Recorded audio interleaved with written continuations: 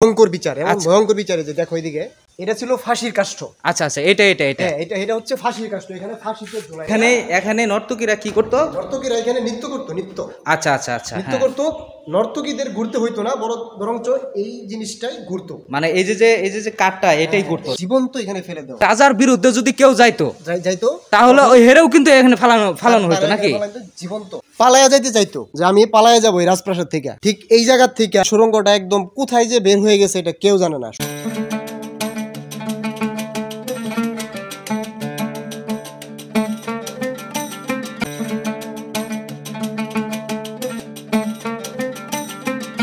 প্রিয় দর্শক, এক সময় এই রাজবাড়ির উঠানে বসতো জমকালো আয়োজন। আসতো ঢাকা এবং কলকাতা থেকে নর্তকী ও গায়িকারা। জমিদার পরিবারের অতিথি আপ্যায়ন হতো গান বাজনার মধ্য দিয়ে। আজকে আমরা এসেছি ঐতিহাসিক মুক্তাগাছার জমিদার বাড়িতে। এই বাড়ির প্রতিটি ইট, প্রতিটি কোণ যেন এক একটি ইতিহাস, আর এই ইতিহাসের এক গুরুত্বপূর্ণ অংশ নাচ গান আর জলসা। আচ্ছা আচ্ছা, মানে এখানে নর্তকীরা কি করতো? নর্তকীরা এখানে নৃত্য করতো, নৃত্য। আচ্ছা আচ্ছা আচ্ছা, নৃত্য করতো। নর্তকীদের ঘুরতে হইতো না, বরঞ্চ এই জিনিসটাই ঘুরতো, মানে এই যে কাঠটা এটাই ঘুরতো। এই যে যন্ত্রটা, এই যে ভিতরের যে ইয়াটা যন্ত্রটা, হ্যাঁ হ্যাঁ হ্যাঁ, মঞ্চটা শুধু অস্ট্রেলিয়া থেকে আনা হয়েছিল। প্রিয় দর্শক, আমার সামনে যে কাঠটি দেখতে পাচ্ছেন আসলে এটি একটি মঞ্চ। এই মঞ্চেই সুদূর কলকাতা এবং বিভিন্ন দূর দূরান্ত থেকে সুন্দরী নর্তকীরা এসে এখানে নাচতো এবং রাজা সামনে বসে তা উপভোগ করত। কথিত আছে মাঝে মাঝে অতিথিদের জন্য এই আয়োজন করা হতো। প্রিয় দর্শক, সম্পূর্ণ ভিডিও জুড়ে থাকছি আমি মোহাম্মদ হিজবুল ইসলাম এবং আমার সাথে থাকছে আমার বাগনা ইমরুল কায়েস মামুন। বাগনা মামুনের বাসা মুক্তাগাছায় হওয়ায় আজকে মুক্তাগাছার এই রাজবাড়িটি ঘুরিয়ে দেখাবে। আসসালামু আলাইকুম মামা। মামা একটু দেরি হয়ে গেল মামা। এই তো সমস্যা নাই। দেরি হয়েছে কেন?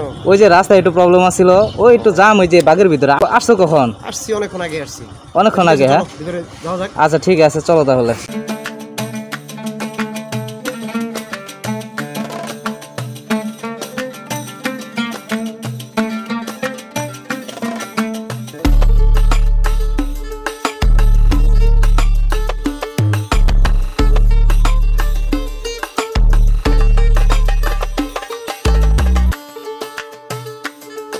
মুক্তাগাছার জমিদার বংশের সূচনা হয় 18 শতকে। প্রথম জমিদার ছিলেন রঘুনন্দন আচার্য চৌধুরী। তারা ছিলেন নবাবী আমলের প্রভাবশালী জমিদারদের একজন। মুক্তাগাছায় মোট 16 জন জমিদার ছিলেন। ময়মনসিংহের মুক্তাগাছা শহরেই এই রাজবাড়িটি অবস্থিত। প্রিয় দর্শক, ঠিক আমি যে জায়গায় দাঁড়িয়ে আছি এই জায়গায় বসানো হতো রাজার আসন। আলোক সজ্জায় সাজানো হতো সামনে থাকা মঞ্চ। এখান থেকে বসে নৃত্য উপভোগ করত রাজা। এখানে নৃত্য করতো, নৃত্য। রাতভর চলতো তবলা, সেতার আর নাচের সুর। আলোক সজ্জায় আলোকিত হতো পুরো প্রাঙ্গণ।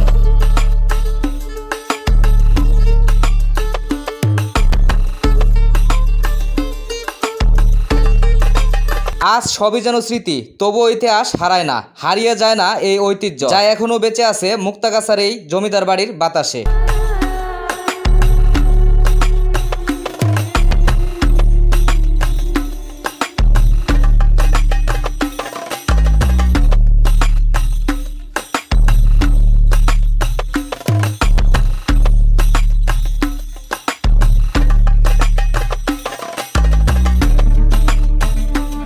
প্রিয় দর্শক, বাড়িটিতে একাধিক ভবন, উঠান এবং প্রবেশদ্বার রয়েছে। বাড়িটির ভিতরে রয়েছে পুরনো সভাকক্ষ, অতিথিশালা এবং দরবার কক্ষ। মামা, এই জায়গাটা কিসের? এখানে এই যে এই জায়গাটা রাজপ্রাসাদের এই যে ভিতরের যে অংশটা দেখতে পাচ্ছ মামা, এই অংশটাতে এই রাজপ্রাসাদের যে যতগুলা অন্যায় অপকর্মগুলো হইতো ওগুলার বিচার এবং শালীর দরবার বসতো এখানে, মানে এখানে এই জায়গাতে এই পুরো এরিয়াতে বসতো। হ্যাঁ, আচ্ছা আচ্ছা আচ্ছা আচ্ছা। এবং এদিকে দেখো যাদের এবং কঠিনতম বিচার, হ্যাঁ অনেক কঠিনতম বিচার, খুব ভয়ঙ্কর বিচার এবং ভয়ঙ্কর বিচারে যে দেখো এইদিকে এটা ছিল ফাঁসির কাষ্ঠ।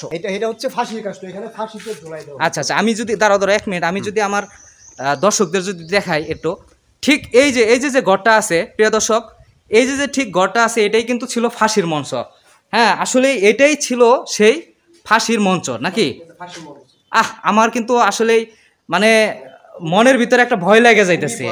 এরপরে আরো একটি অ্যাডভেঞ্চার, আচ্ছা তথ্য আপনাদেরকে দিই। হ্যাঁ, সেটা হচ্ছে আচ্ছা এই লাশগুলোকে এই ভয়ঙ্কর একটা কূপ ছিল এখানে। আচ্ছা আচ্ছা, এটা ছিল কূপ নাকি? কোন থেকে লাশগুলো এখানে ফেলে দেওয়া হতো এবং হ্যাঁ। জীবন্ত জীবন্ত এখানে ফেলে দেওয়া হতো। মানে একবারে মানে ফাঁসির কাষ্ট দিয়েও ফালানি হইতো, হ্যাঁ। এবং কি রাজার বিরুদ্ধে যদি কেউ যাইতো যাইতো তাহলে ওই হেরেও কিন্তু এখানে ফালানো হইতো তারা নাকি? এখানে ফেলা হতো জীবন্ত, মানে মানে একদম খুবই একটা নৃশংস কিন্তু একটা নৃশংস, ভয়ঙ্কর একটা খুবই বিষয়। ভয়ঙ্কর, চাঞ্চল্যকর। প্রিয় দর্শক, আপনারা অবশ্যই শুনতে পারলাম যে ঠিক আমার সামনে যে কূপটি দেখছেন এটা কিন্তু ভরে গেছে এখন, কিন্তু এই কূপটি কিন্তু এরকম কিন্তু ভরা কূপ ছিল না, মানে খুব গভীর কূপ ছিল। ঠিক এই জায়গাতেই কিন্তু আমার সামনে ঠিক এই জায়গাতেই রাজা কিন্তু এই জায়গাতেই আপনার এখানে কিন্তু। প্রিয় দর্শক, ওই সময় ছিল না কোনো এসি অথবা বিদ্যুৎ। আমার সামনে যে ঘরটি দেখতে পাচ্ছেন এই ঘরটি সবসময় ঠান্ডা থাকতো। ঘরটি এমনভাবে ডিজাইন করা হয়েছিল মুখে শোনা যায় ঘরটিতে প্রবেশ করলেই শরীরে শীতল অনুভব হতো। গরমের সময় রাজা এই ঘরটিতে অবস্থান করত।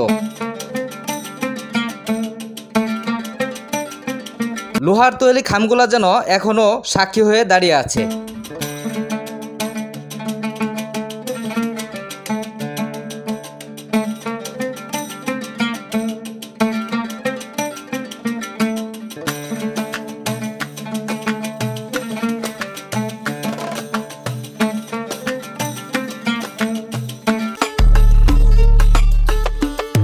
প্রিয় দর্শক, এছাড়া এখানে রয়েছে গোপন পথ। যখন বিপদের সময় ঘনিয়ে আসতো এই গোপন পথ দিয়েই পালিয়ে যেত এই রাজবংশের লোকজন। এটা কি আমার এই জায়গাটা এমন একটা জায়গা, এটা হচ্ছে এই রাজপ্রাসাদের বিশেষ একটা সুড়ঙ্গ। আচ্ছা আচ্ছা, এটা সুড়ঙ্গ পথ। হ্যাঁ। রাজা কেউ যদি হ্যাঁ, পালায়া যাইতে চাইতো যে আমি পালায়া যাবো এই রাজপ্রাসাদ থেকে, ঠিক এই জায়গার থেকে এই সুড়ঙ্গটা একদম কোথায় যে বের হয়ে গেছে এটা কেউ জানে না, সবারই অজানা। মানে এটা দিয়ে বেরোইতো, এটা এটা এটা দিয়ে বের হয়ে যেত। রাজা বাদশাহ যাদেরকে যারা হুমকি দুমকি দিত এইখান দিয়েই বের হয়ে যেত।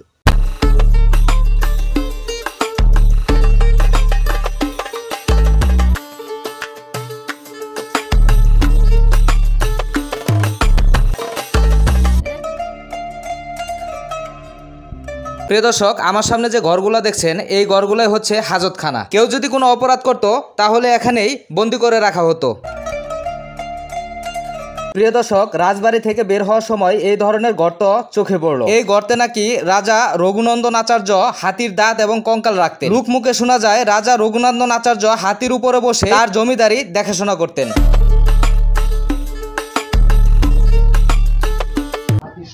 আচ্ছা আচ্ছা, এখানে হাতি মূলত পানি পান করতো এখান থেকে। মানে রাজার যে হাতি ছিল ওইটা পানি পান করতো এখানে। রাজপ্রাসাদের যে হাতিগুলো ছিল এখান থেকে পানি পান করতো। আচ্ছা আচ্ছা।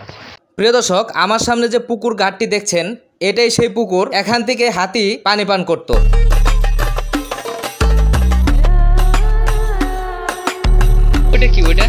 প্রিয় দর্শক, আজকে এ পর্যন্তই। ভিডিওটি যদি ভালো লেগে থাকে চ্যানেলটি সাবস্ক্রাইব করে পাশে থাকবেন। সম্পূর্ণ ভিডিও জুড়ে আমি মোহাম্মদ হিজবুল্লাহ ইসলাম এবং ভাগিনা ইমরুল কায়েস মামুন ছিলাম আপনাদের সাথে। পরবর্তী নতুন ভিডিও দেখার আমন্ত্রণ জানাচ্ছি। সবাই ভালো থাকবেন, সুস্থ থাকবেন। আল্লাহ হাফেজ।